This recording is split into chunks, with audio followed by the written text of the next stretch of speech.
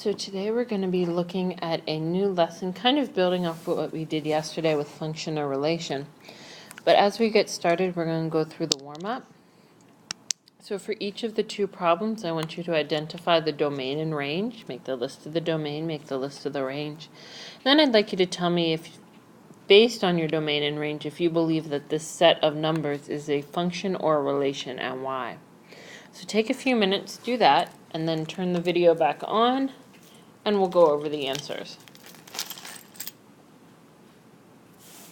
So in problem 1, I'm going to need to write down below here so I have a little more room. I'm going to have my domain, don't forget your squiggly line, and I'm going to have my range, and again my squiggly line. Your domain is your x values. So my x values are 5, 8, 1, and 3. My range, or my y values, are 6, -2, -4, and 6, and a squiggly line at the end. This pairing, this domain and range, these sets of numbers, these represent a function. Why do they represent a function? Very simply, there are no repeats in the domain. Okay. None of the x values repeat. If you have an x value that repeats, that's what makes a set of numbers a relation and not the special type of being a function. Second problem, same thing. I'm going to pull out my domain, squiggly line, and my range, squiggly line. My domain is -1, 4, -1, 3, and 7. My range is 3, -9, 6, -2, and 1. This time I have a relation. Why is it a relation? Because -1 repeats in the domain.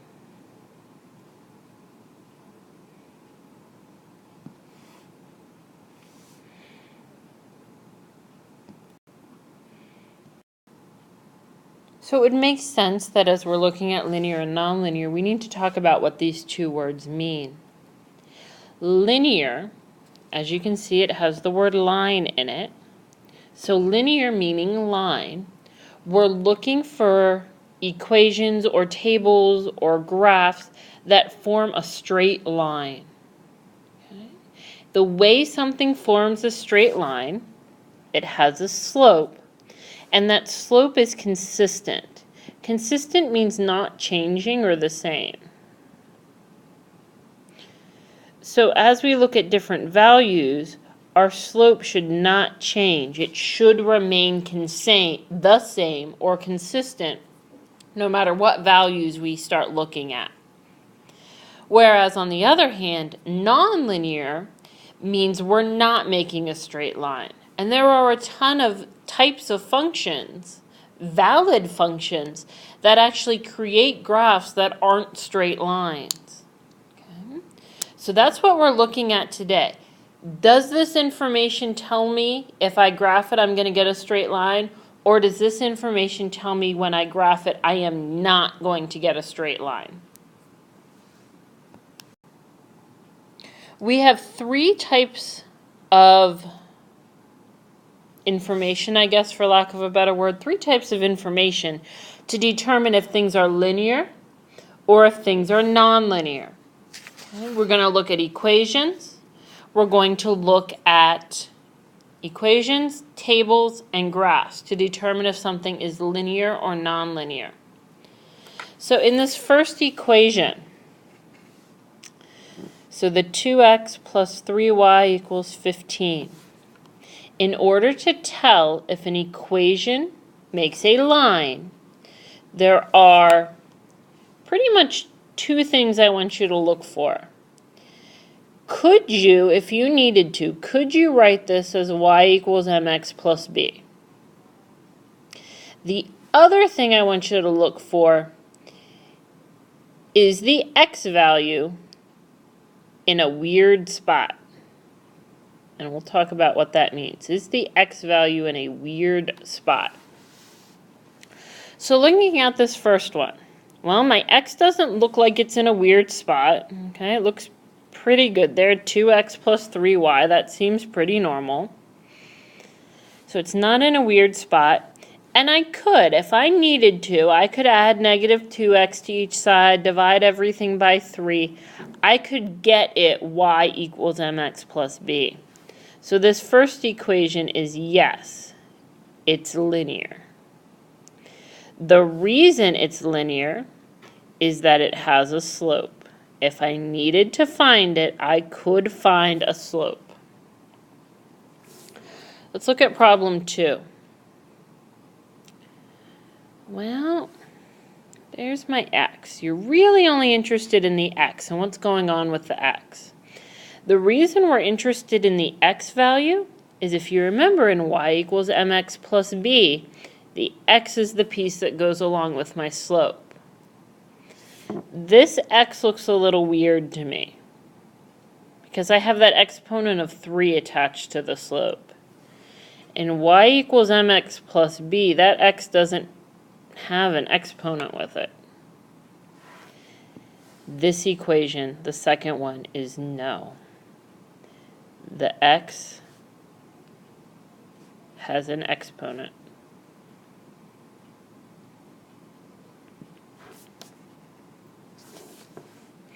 Number 3, looking at this line. That x looks like it's in a decent spot. It doesn't look weird. It's got a decimal, but decimals aren't weird. I could rewrite this, y equals mx plus b, if I had to. I could certainly rewrite it as that. So this is yes. It's linear, has a slope.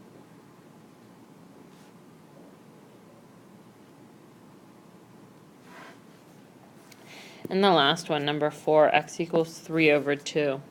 This should immediately not look like y equals mx plus b. So just in the fact that I don't even have a y value tells me that this is no. And it's no slope. No slope, no y value, something along those lines. Now I have 4 for you to try. It does have an extra y equals there. That doesn't need to be there. That's just a typo. So 4 for you to try. I want you to tell me if it's linear or if it's non-linear. Okay. Take a minute. When you're done, turn the slides back on and I'll go over the answers. Now that you've had a chance to look at them, let's start with the first one. The first one should be no because of the 2 there. That we can't have an exponent. Okay, that exponent can't be there. Number 2 is actually a little tricky. Number 2 is yes, it is linear. I can find a slope. If I were to solve this, I would get y equals positive 5. What's hiding, and you may not realize it's hiding, is it's actually hiding a 0x. This line has a 0 slope, or it makes a horizontal line, but it is making a line. So therefore, this one is yes, it's linear. That one's a little bit trickier. 3 should obviously be yes. You can find your slope. And then obviously in number 4 is no because we have that exponent right there. So we just looked at the first type of how do we tell if it's linear or nonlinear based on the equation. Now we're going to look at graphs. The graph should be pretty straightforward. It either looks like a straight line or it doesn't. If there is any sort of curve to that line, it is not linear. So in number 1, doesn't really matter which of the 2 lines you look at, the red one or the blue one, they're both straight. So yes, this would be linear, makes a straight line.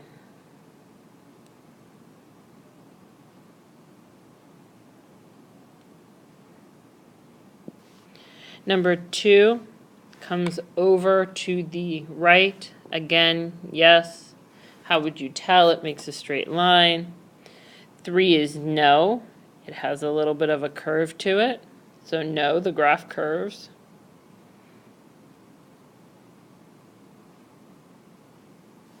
Same thing with number 4. Even though it looks like it's going straight at the end, the fact that we have this curve down here near the beginning, or that turn, that makes it not linear. Okay. 2 for you to try, pretty straightforward again. Is it linear? Is it not linear?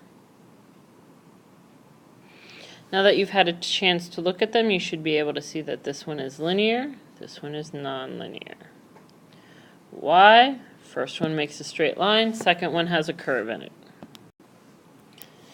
The last type we have to look at deals with tables. And can we tell from a table if something is linear or non-linear? And basically what you're going to look for in this table is you're going to look for a pattern that stays the same. And you can do this one of 2 ways. You can find the slope, y minus y over x minus x, or you can just kind of look at what's happening with the numbers. So for instance, I'm going to look here at my slope. To go from -4 to -3, so y minus y over x minus x. So I'm going to do 8 minus 4 over -4 minus -3. And I get 4 over -1. Now you need to pick 2 other ordered pairs. Any other 2. I'm going to pick 0, 0 and 3, 4 down here. I'm going to pick them. So here I'm going to do -4 minus 0 over 3 minus 0, and I get -4 over 3. These 2 slopes do not match. So the answer is no, not linear. Slopes don't match. Looking over here at number 2, again, going with my slope, -10 minus -7 over -3 minus -2. That gives me -3 on the top. It gives me -1 on the bottom. So I have a slope of 3 that I'm looking to match. 2 negatives go positive. Coming down further, I'm going to do the same thing. 2 minus 8 over 2 minus 8. 2 went first, so 1 minus 3. 2 minus 8 is -6. 1 minus 3 is -2. -6 divided by -2 is +3. So yes, this one is linear. Oh no, some of my numbers are covered up. Alright, so 1 just has a list of values, 2 has the chart, 3 has the chart, 4, the values that are missing, that should be a 4, 7, and that should be a 5, 9. Go ahead, try these, see what you can come up with, and then we'll come back together and go from there. Now that you've had a chance to look at them, remember, you are looking for your slopes. So on the first one,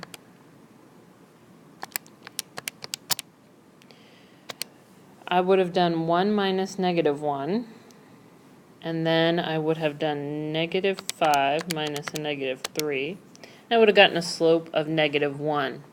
If I would have checked that further on down the problem, I also would have gotten a slope of -1. So yes, slopes are the same.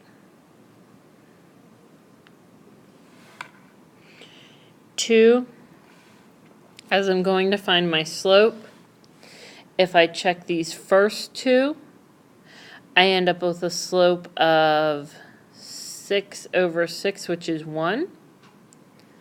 The bottom 2, if I check that, I end up with a slope of -9. -9 over 6, which reduces down to -3 over 2. So my slopes do not match, so the answer to this one is no. Number 2. Number 2, if I find my slopes, I get -1/3 if I try the first 2 ordered pairs. My slope with the second 2 ordered pairs is -7/1, so that one's also no. For number 4, my slope, 3 minus 1 would give me 2, 2 minus 1 would give me 1, so my slope is 2. That stays consistent. You can see as my numbers go up by 1, 2, 3, 4, 5, my y values are increasing by 2. 1 plus 2 is 3, 3 plus 2 is 5, 5 plus 2 is 7, and so forth. So this one's a yes. My slopes are the same.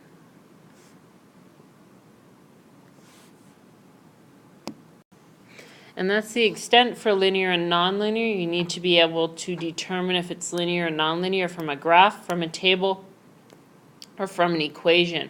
And you have to be able to explain why. Why is this thing linear? Why is this thing nonlinear? You should have your homework worksheet in front of you. If you don't, it is on my website. You can certainly print it or copy it down from there.